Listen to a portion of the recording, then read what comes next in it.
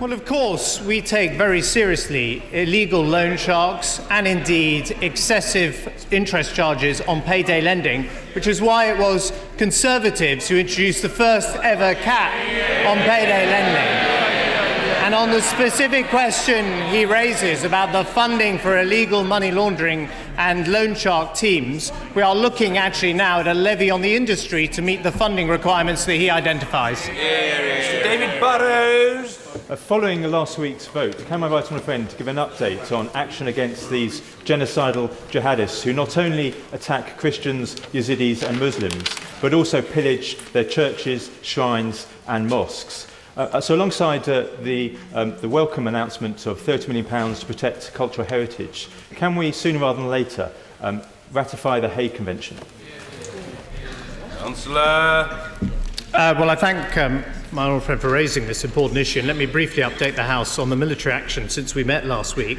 We have 16 aircraft conducting strikes, as well as our Reaper drones. The RAF have flown 11 missions and conducted 4 strikes, principally against the oil fields, and we're also supporting Iraqi security forces.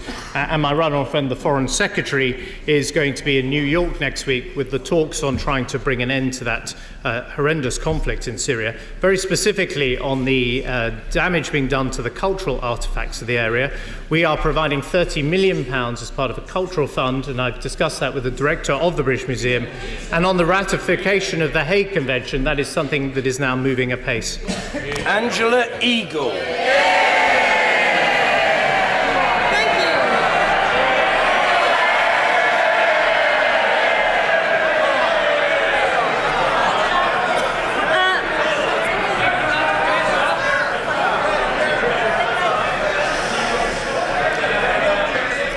Mr. Speaker, it's nice to get such a warm welcome.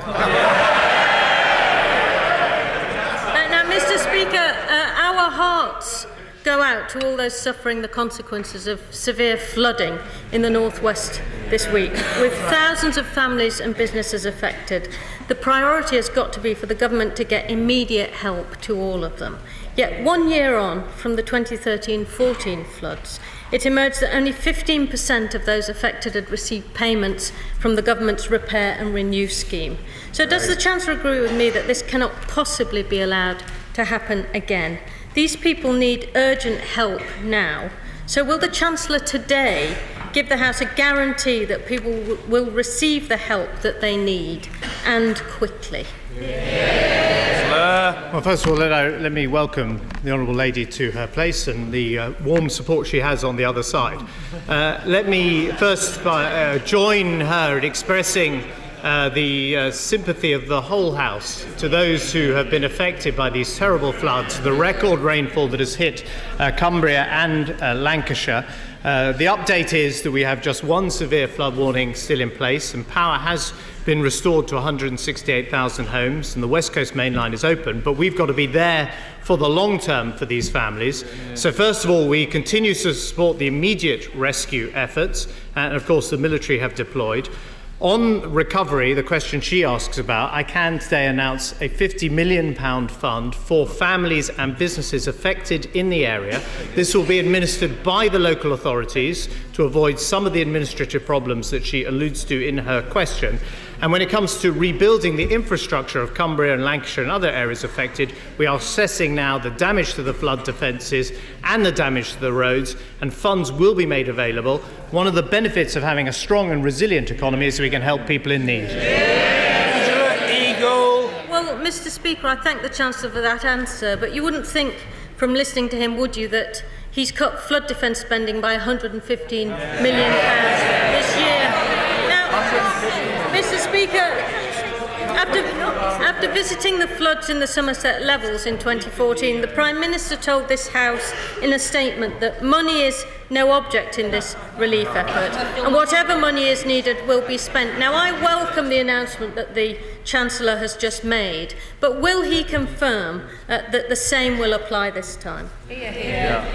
Chancellor. Yes, absolutely. The money will be made available to those affected and to the communities who've seen their infrastructure damaged. Up to £5,000 will be made available to individual families to repair their homes and protect them against future flooding. And we're going to provide money to businesses who have seen their businesses ruined. And there have been heartbreaking stories we've all seen on television about businesses that have been affected as well. So that money is available. As I say, because we have a strong and resilient economy, we're actually increasing the money we spend on our flood defences. And it's just not the case to say that that has been reduced.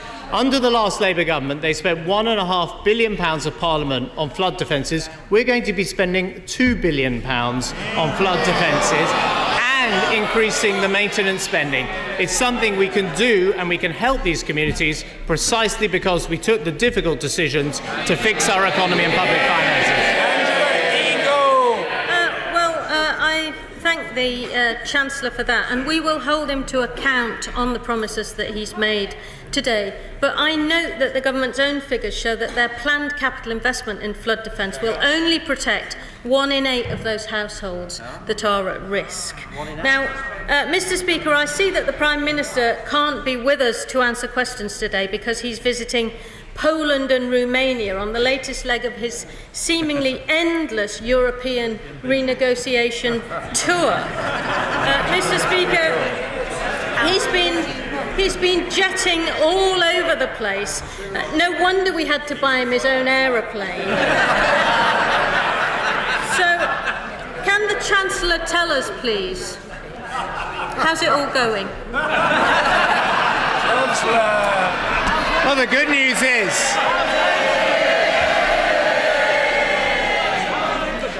news is we have a party leader who's respected abroad.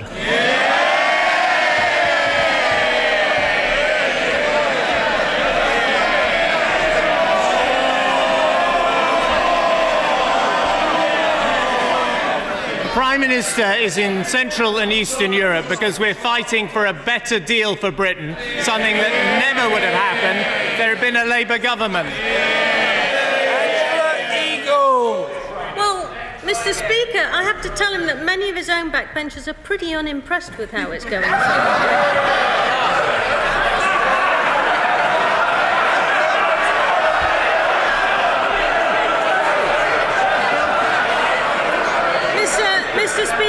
Mr. Speaker, the Honourable Member for North East Somerset has described the Prime Minister's renegotiation efforts as pretty thin gruel. The Honourable Member for Harwich and North Essex has called them lame and trivial. And yesterday, the Honourable Member for Richmond Park told the press gallery that they were not all that impressive. Now, Mr. Speaker, the Chancellor is well known for cultivating his backbenchers, and there's absolutely nothing wrong with that.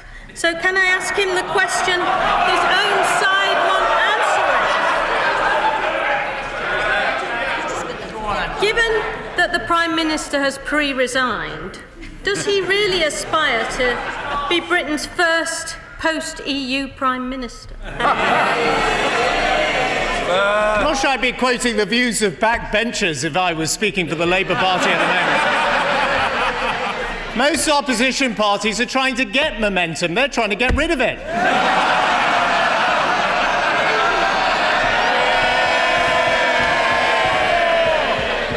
We are fighting for a good deal for Britain in Europe. We're fighting to make the European economy more competitive to everyone, and we're fighting to make sure that Britain gets a fair deal as a country that is not in the euro from the Eurozone. That's what we're fighting for. But in the end, this will be something we put to the people of Britain in a referendum. And the only reason that referendum is happening at all is because the Conservative Party won the general election. Mr. Speaker, the Chancellor, instead of obsessing about issues in the Labour Party, should be condemning the appalling activities in Conservative Future and the Tory bullying scandal.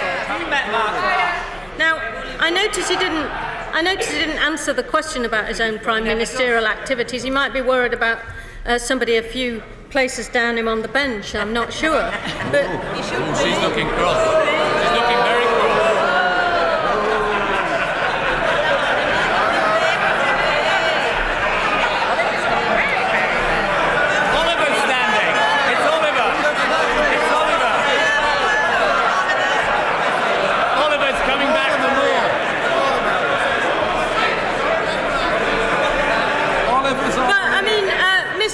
Speaker, she knows who she is.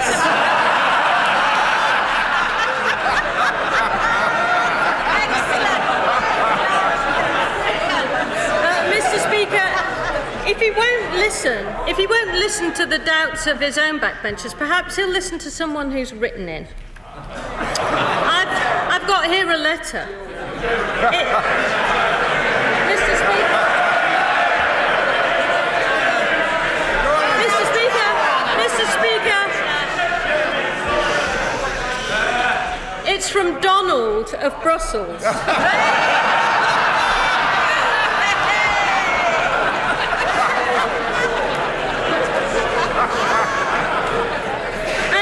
And he writes, uncertainty about the future of the UK in the European Union is a destabilising factor. He's right, isn't he? Well, since the Conservative Party announced its policy on the referendum, we have received the lion's share of investment into Europe here in this country. It's because we've built a strong economy. That's because we stand up for Britain's interests abroad, and we've made this a competitive place to grow and build a business. But look, while we're quoting missives, there's someone called Tony who's been writing today. Happens to be the most successful Labour leader in history, and he is describing the Labour Party as a complete tragedy at the moment. Can I suggest that she asks some serious questions about the health service, the economy, about social care? She can ask any of these questions. She's got one more question. Let's hear it. Mr. Speaker, I prefer this quote from Tony. Just mouth the words, 5 more Tory years, and you feel your senses and reason repulsed by what they've done to our country.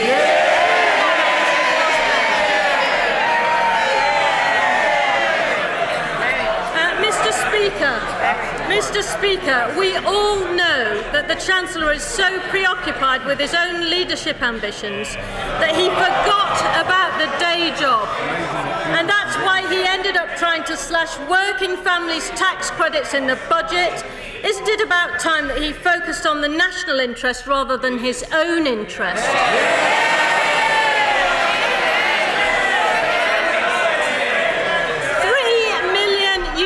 Jobs are linked to trade with the EU. Half our exports go there, and that's why they are putting it at risk by flirting with Brexit, and that's why we on this side of the House know that Britain is better off in.